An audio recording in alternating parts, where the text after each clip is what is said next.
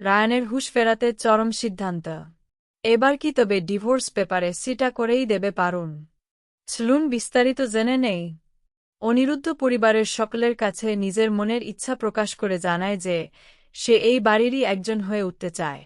সে চায় বাড়ির সদস্যরা যেন তাকে শুধু জামাই হিসেবে নয়, বরং ঘরের ছেলে হিসেবেই গ্রহণ করে এবং কখনো দূরে ঠেলে না দেয়। অনিরুদ্ধের এমন আন্তরিক কথায় পরিবারের সকলেই আশ্বস্ত হয় এবং তার ওপর ভরসা খুঁজে পায়। এই আবেগময় মুহূর্তের মাঝেই সকলে উপলব্ধি করে যে পিসিমনির বিয়ের দিনটি আসলে ভ্যালেন্টাইন্স ডে বা ভালোবাসার দিনেই পড়েছে। প্রথমে সকলে ভুলে থাকলেও পরে বিষয়টি মনে পড়তেই বাড়ির ছোট বড় সবাই মেতে ওঠে দিনটি পালনের আনন্দে। উৎসবের আমেজে বাড়ির সবাই যখন একে অপরকে গোলাপ দিয়ে ভালোবাসা জানাচ্ছে, তখন অনিরুদ্ধ তার স্ত্রীকে গোলাপ দেওয়ার সিদ্ধান্ত নেয়। তবে সে জানত না যে রায়ানের দাদু অত্যন্ত রাগী স্বভাবের এবং এসব আধুনিক রীতিনীতি একদমই পছন্দ করেন না। দাদুর কড়া মেজাজ সম্পর্কে বিন্দুমাত্র ধারণা না থাকায় অনিরুদ্ধ বেশ সাবলীলভাবেই বিষয়টি নিয়ে কথা বলে, যা বাড়ির অন্য সদস্যদের মনে কিছুটা শঙ্কা জাগিয়ে তোলে। কারণ দাদুর এই রাগী স্বভাবের সাথে মানিয়ে নেওয়া অনিরুদ্ধের জন্য মোটেও সহজ ছিল না। পরিবারের গুমোট ভাব কাটাতে পারুল অনেক সাহস নিয়ে দাদুকে অনুরোধ করে ঠাম্মিকে একটি গোলাপ দেওয়ার জন্য।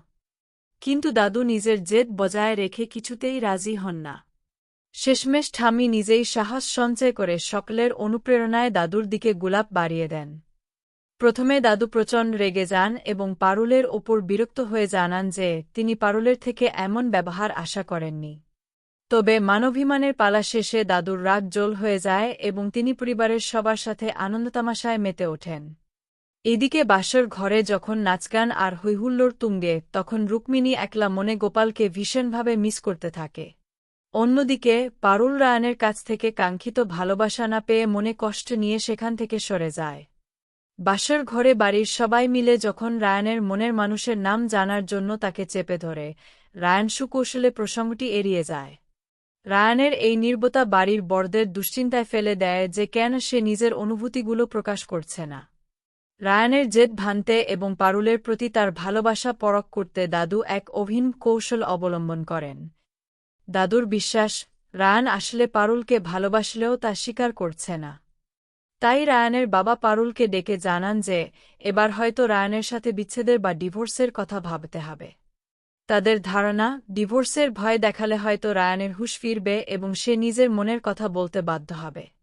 এখন দেখার বিষয়, আগামী পর্বে পারুল কি সত্যিই ডিভোর্স ফাইলে সই করবে নাকি রায়ান তার ভালোবাসা স্বীকার করে নেবে।